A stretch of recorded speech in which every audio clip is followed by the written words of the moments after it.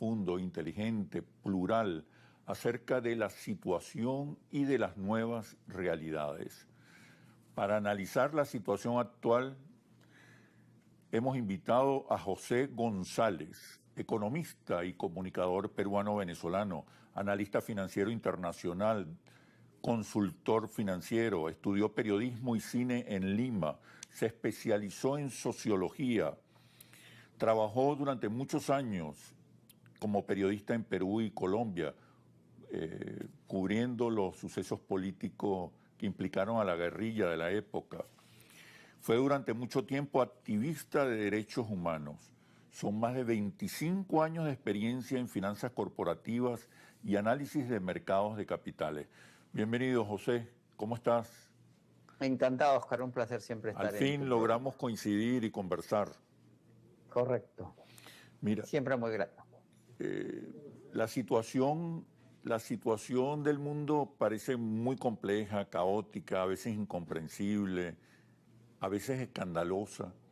¿Podríamos comenzar esta conversación puntualizando cuáles son las realidades, las situaciones más relevantes en el mundo actual y cuáles son las tendencias, hacia dónde vamos?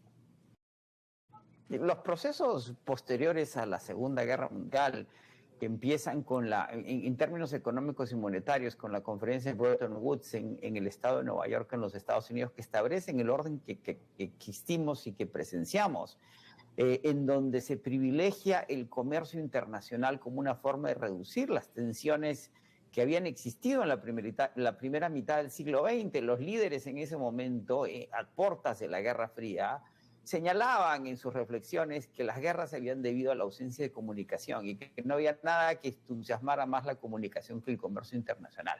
Se crean los acuerdos del acero de Westfalia, de Bavaria en Alemania, que da el origen a la Unión Europea. Se incrementa la globalización, entra en un proceso nuevo. No es que el mundo no fuera global, sino que entre una globalización contemporánea se establecen una serie de reformas posteriores a la distensión de la Guerra Fría, y ese ciclo que se prolonga por más de medio siglo, más de 50, 60, 70 años, en donde se consolida la hegemonía de los Estados Unidos de Norteamérica, primero en un orden bipolar entre la Unión Soviética y los Estados Unidos, comunismo y capitalismo, después en un orden unipolar, entra en un ciclo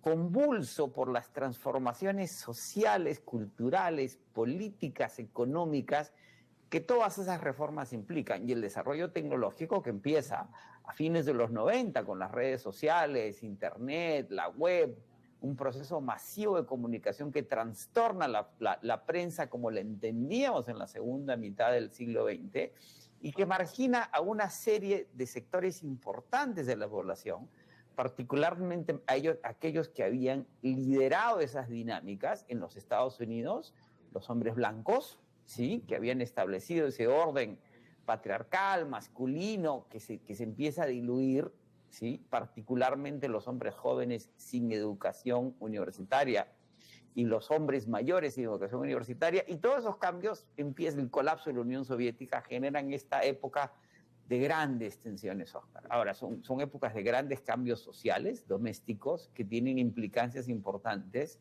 en dinámicas políticas domésticas y en dinámicas económicas internacionales. Y surge lo que el presidente Chávez mencionó en su administración, en sus gobiernos, una multipolaridad, en donde ya no existe una sola hegemonía, sino que es retada por una segunda hegemonía económica importante, que es la de China, que empieza a armarse. Resurge el nacionalismo euroasiático a la cabeza de Rusia, se consolida el bloque de Medio Oriente, la zona del Pacífico se organiza, y ese es el mundo en el que estamos viviendo. América Latina fragmentada, desarticulada, desorientada, usada por los distintos poderes, porque hasta el Medio Oriente está consolidado, estableciendo sus propias dinámicas, que establecen que la administración Trump, la segunda, utilice América Latina como una pera de boxeo para sus intentos de imposición. América Latina se mantiene como un patio trasero. Es un patio trasero en el sentido político en función de su función, valga la redundancia, como actor internacional.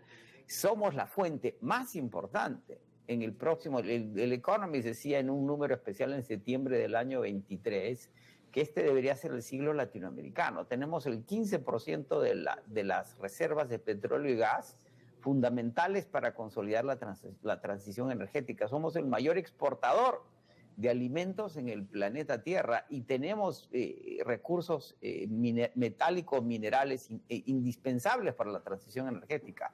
Lo que no tenemos es una vocación, un gol común en el cual debería poder haber acuerdos mínimos en América Latina en los que el presidente Milei de Argentina y el presidente Maduro de Venezuela se puedan sentar y ponerse de acuerdo. ¿Es imposible? No, está sucediendo en la Unión Europea. La Unión Europea, de cara a los problemas que enfrenta por la guerra en Ucrania y las políticas de la administración Trump, se consolidan como un bloque que se mueve en conjunto, independientemente de quién gobierne qué país y cómo y en qué dirección, porque los intereses europeos están por encima de cara a estos conflictos y estas transiciones de los intereses de las otras partes que atentan contra el beneficio de los europeos.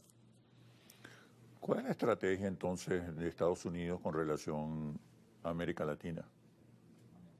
Yo creo que la administración Trump, el presidente Trump, cuando empieza su campaña de su primer gobierno, cuando baja esas escaleras del Trump Tower en la Quinta Avenida con la calle 57 en la isla de Manhattan y dice que los mexicanos son violadores, estoy parafraseando, pero que hay algunas gentes buenas, siempre utilizó América Latina como un objetivo que podría ser objeto de su escarnio.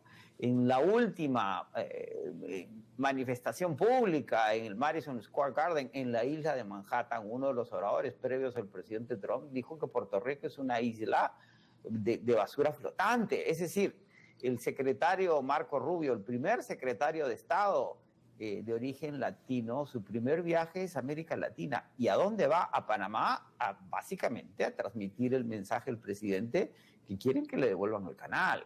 La política de deportación, particularmente de venezolanos, acusados de pertenecer al Tren de Aragua bajo falsos pretextos a la cárcel del Cecote en El Salvador, pues es muy claro. Y todos los mensajes en relación a América Latina son de una administración que en su nativismo sabe que puede maltratar a América Latina sin que haya una reacción efectiva y eficiente, a diferencia de otras regiones del mundo en donde tal cosa no funciona. Los conflictos crecientes entre Putin y el presidente de Rusia y el presidente Trump son crecientes porque Putin no accede a las peticiones directas del presidente Trump, cuando el segundo pensaba que su relación con él podían ser favorables para los objetivos de su administración. Pero no si hay una estrategia de contención de la influencia y de la presencia de China, sobre todo de China, fundamentalmente de China,